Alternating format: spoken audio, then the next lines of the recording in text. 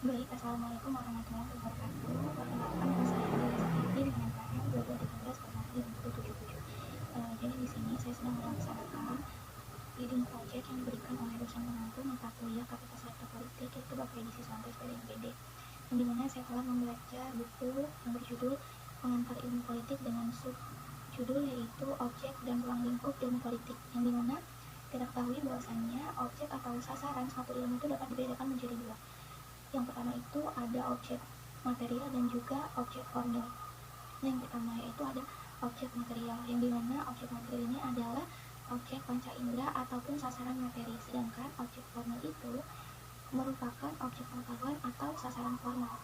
Nah, objek material ini meliputi negara, kekuasaan, pemerintahan, fakta-fakta politik, kegiatan politik, dan organisasi masyarakat.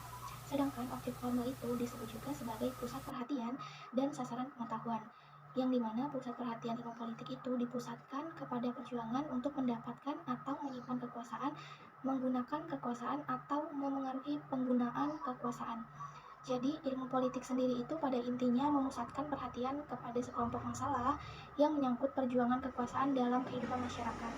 Nah, di dalam buku tersebut itu dijelaskan pada tahun 1948, UNESCO itu menggelar sebuah konferensi internasional pada bulan September di Paris yang bertujuan untuk mengevaluasi pengajaran, penelitian, dan metode-metode ilmu politik. Yang dimana UNESCO itu mengutamakan ilmu politik dan ruang lingkup ilmu politik sebagai bagian dari ilmu pengetahuan dan salah satu cabang dari ilmu sosial yang mandiri dan fokus yang terpisah serta melibatkan bidang-bidang penelitian yang khusus. Nah, konferensi internasional ini yang digelar oleh UNESCO dihadiri oleh para ahli ilmu politik dari seluruh dunia, yang dimana UNESCO itu memberikan prioritas pada ilmu politik dibandingkan ilmu sosial lainnya atas dasar pertimbangan tertentu, antara lain yang pertama yaitu ada pertumbuhan ilmu politik itu sebagai disiplin ilmiah lebih mudah dibandingkan dengan ilmu-ilmu sosial yang lainnya seperti ilmu hukum, ilmu ekonomi, dan juga ilmu sosiologi. Yang kedua itu ada selain relatif lebih baru sebagai cabang ilmu sosial, ilmu politik juga mengalami perkembangan yang beragam di berbagai negara. Dan yang terakhir itu yang ketiga ada variasi dalam arah perkembangan ilmu politik di berbagai negara dan harapannya bahwa kerjasama intelektual dalam bidang ilmu politik dapat berkontribusi untuk memelihara perdamaian dunia.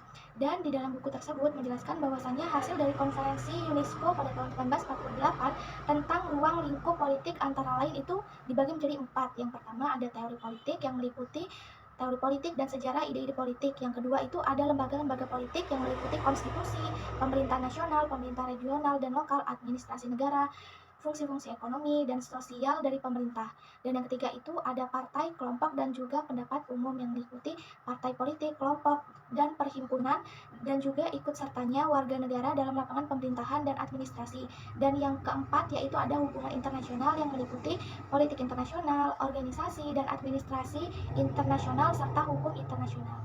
Sekian yang dapat saya sampaikan. Terima kasih. Wassalamualaikum warahmatullahi wabarakatuh.